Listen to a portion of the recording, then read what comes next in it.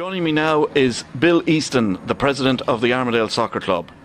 Bill, how is the club travelling as regards sponsors and the various marketing? Well, this would be our best year, Eamon, without a question, in terms of raising revenue via our sponsors. It's been,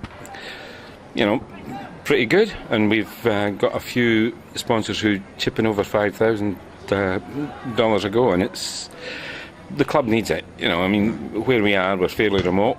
Trying to attract players is like, trying to attract gold dust to the place. It's very hard, trying to attract players this far south. I don't know how managers are travelling, but we find it very difficult. And as you've seen, from the last 3 years, we've, been at the bottom of the pile. Yeah. We've fought off relegation the first 2 years. Last year was a bit more comfortable, and we're looking forward to an even better year this year. The acquisition of Brad Hassel must have been a great boost for the club. Oh, absolutely magnificent. With the departure of Billy and Tom Kilkelly, which was unfortunate, shall we say? Unfortunate, because I have great admiration for both the men. I would say that Tom Kilkelly's knowledge of the game would be as good as anybody's in this state, and Billy Russell's motivation of men who may not have the technical attributes is just phenomenal, absolutely phenomenal. But yes, getting Brad, we've plugged a huge hole, and the way the club is travelling at the present moment in time is fantastic. Brad has done a wonderful job, there is no question or doubt about it, and we have great faith in him, absolutely great faith in him.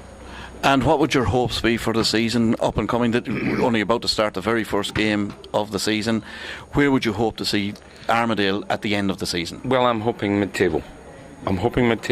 Well away from the danger of relegation, and we're quite confident that that's going to happen. Okay, and any thoughts of finals football now that it's back in vogue again? And what do you think of finals football? Well, I'm not a great believer in finals football. I'm not, and I've said that on the forum on many occasions. The point is, for me, the winner of the league over the season is the winner of the league. That's it. Talking to a lot of the fans here today, there was a perception that because Armadale are a small club, they don't get treated very well by the powers that be. Do you subscribe to that theory or not? Look, I was a supporter of Football West when it happened. Rapidly changing my view. I think they're doing things very wrong. And yes, I do believe that little clubs get discriminated against. There's no question or doubt about it. We have struggled here. And the work and effort that goes in to keeping this club in the Premier League is phenomenal, Eamon. I mean, it really is. The hard work that our committee members put in is, it's just tremendous. It's tremendous.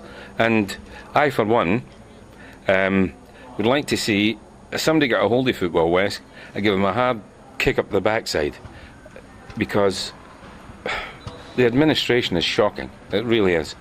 I mean, you can't be informed of a meeting on the day it's supposed to happen. And that's what happened this week. The short notice in meetings is just, it's ridiculous. Was that one of the reasons why you were not at the youth meeting that was held with FFA? Yes, indeed. I didn't register a protest. I didn't register a protest by email or letter. I registered a protest by my non-attendance on Wednesday. And I will be attending the meeting this coming Monday evening, and I'll have a lot to say. I will have a lot to say, I can assure you. What meeting is that? Is that the President's meeting with Football West? Yes, it is indeed. And what is the basic agenda of a meeting like that? Who knows? Who knows? You could tell what the agenda was previously, but you can't until you get there. I mean, honestly, at the last one I was at last season, had to bite my tongue at times because it really is the contracts that came out, the Football West contracts or the FFA contracts that came out, I mean, discriminate against the smaller clubs. If you can't afford to pay a decent wage for a quality player to come here I mean, we have to fork out for superannuation. We have to pay them whether they play or not. We can't afford to do that. We have to have all our players on an amateur basis. And that doesn't, attract the best players. Yeah. We can't do it. I mean, the richer clubs who can, obviously they get the better players. Well, people would say that basically they're trying to make it a semi-professional league, so therefore they want it in a situation where players or where teams should be able to afford that. Now, there's talk about a Super League in a couple of years' time. Can you see Armadale qualifying with the criteria that has been put up or proposed for that Super League? Absolutely not. We can't. Whether we're good enough, we can't. We haven't got the facility. It's coming, but it's going to be too late. For 2010. It's going to be far too late. We are going to have to go cap in hand to a council who are not soccer orientated. They're bailing out footy clubs in the area to the tune of $250,000. We have never owed a penny, or we've always paid our debt to the council. It's taken us to get a light improvement out the back here so that we can play games in the evenings out here to save this one out here. We're having an improvement to the main pitch in lighting, and we're having an improvement out on this pitch here and this pitch so that we can play night games here and so that we can see each other at training. Yeah. For us to be able to get 200 or a grandstand with 200 people seated is just unrealistic at the moment. It's unrealistic unless the Armadale Redevelopment Authority do what they did at Joondalup. When Joondalup had the same sort of thing. Maybe there's a chance. But we'll have to go to our major sponsor and ask and beg our council if we can. So, in that point, basically, you're trying to say that with this Super League, it will be the end of Armadale as a Premier side? Almost certainly. Almost definitely. There's no question or doubt about it. We would struggle to have the facility or to have the criteria. When you look out there, this would be when we're travelling fairly decently, we would have the most vociferous and we would take the most support away to any ground in the Premier League. And they're going to chuck us out because we can't meet a criteria.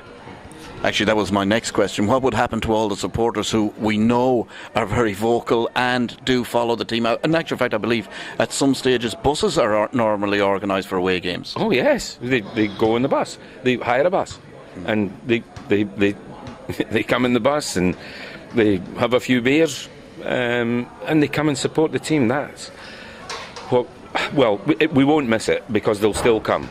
Yeah. The point is they won't get what they deserve.